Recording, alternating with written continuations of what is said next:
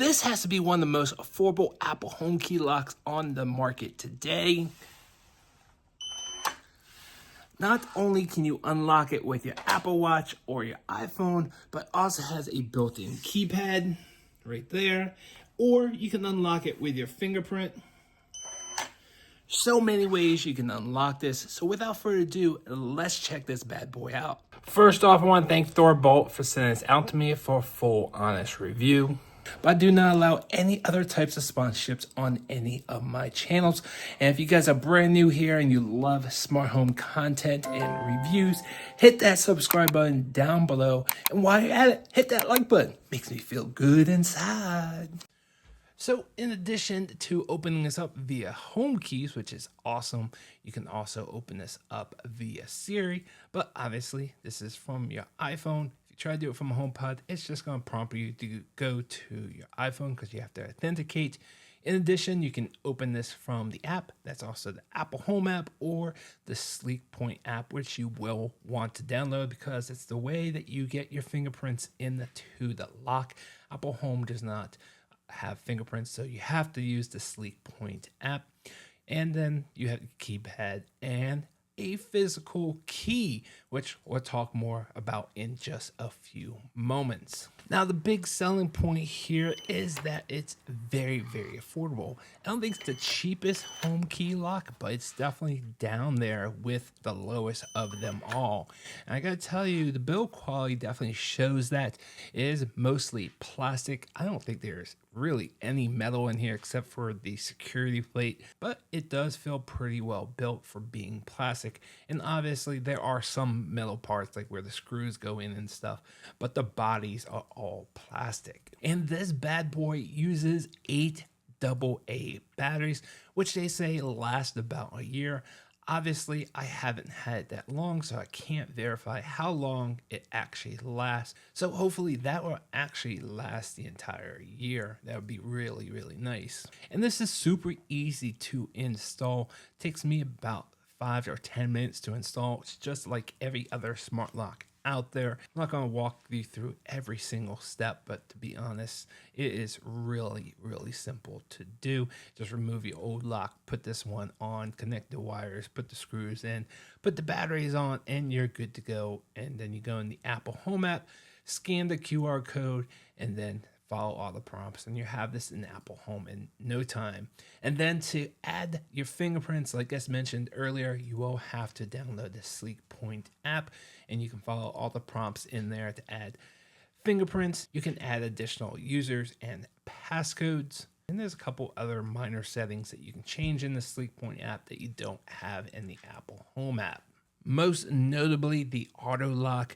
This is a time-based auto lock though, which I don't love for various reasons. I don't know how you feel about it, but let me know what you guys think about time-based auto locks. I think it should have some type of sensor to know when the doors actually close, and then we'll have an auto lock after a specific time, like at 9 o'clock. Once the door is closed, it will lock automatically. But during the day, I like to leave it open.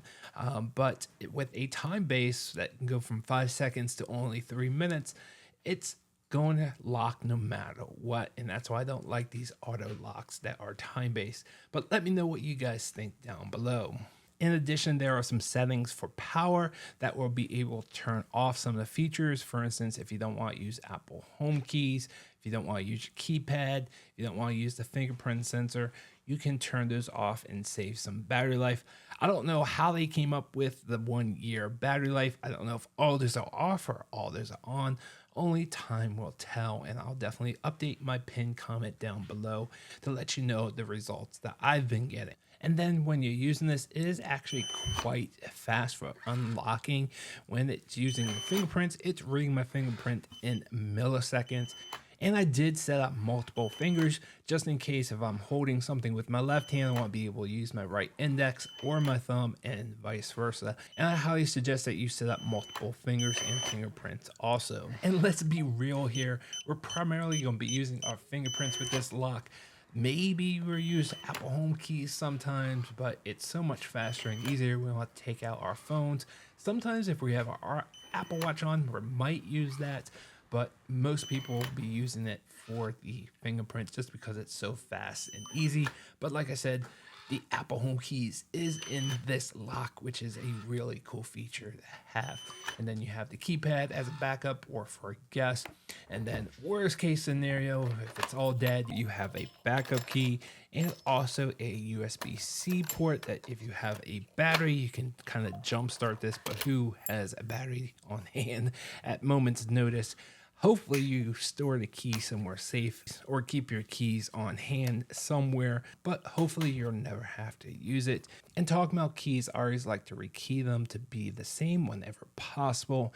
And this is a Schlage-like lock or cylinder that has 5 pins. So if your other locks are also a Schlage SC1, which is 5 pins, you can rekey these, or otherwise known as repin them.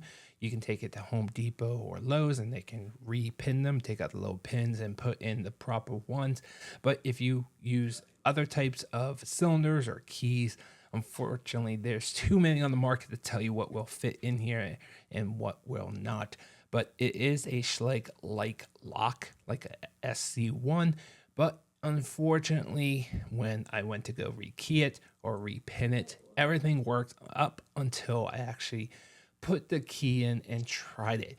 And unfortunately, they made a mistake on the way that they designed the lock because the key they provide actually has a part of key cut out of it. So here is just a dummy SC1 key.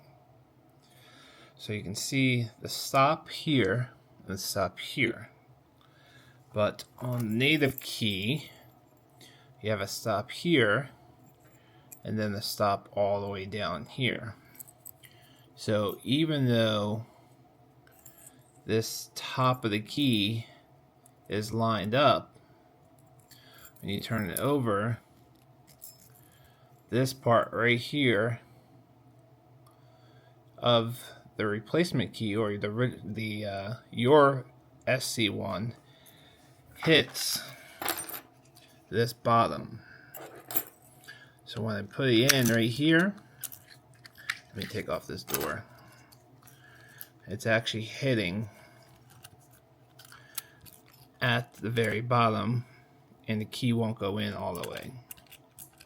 I have talked to them to let them know they do have an issue, and even though you can repin it, you can't get the key in all the way, and they said they're working on it. Hopefully they can come up with a solution in future models, but currently there is no easy way to rekey this.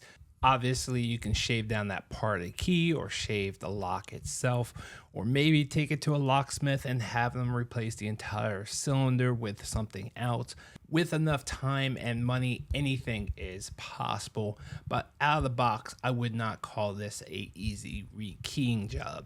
All in all though, if you're okay with the manufacturer's key, this is not a bad HomeKey lock at a very affordable price. Could someone easily break it? Obviously, yes, it's just plastic, but most locks are not very secure.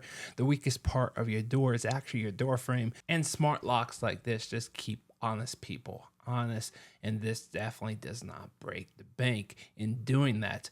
All right, guys, that's going to do it for me. I hope this video was helpful. I will see you guys on the next one.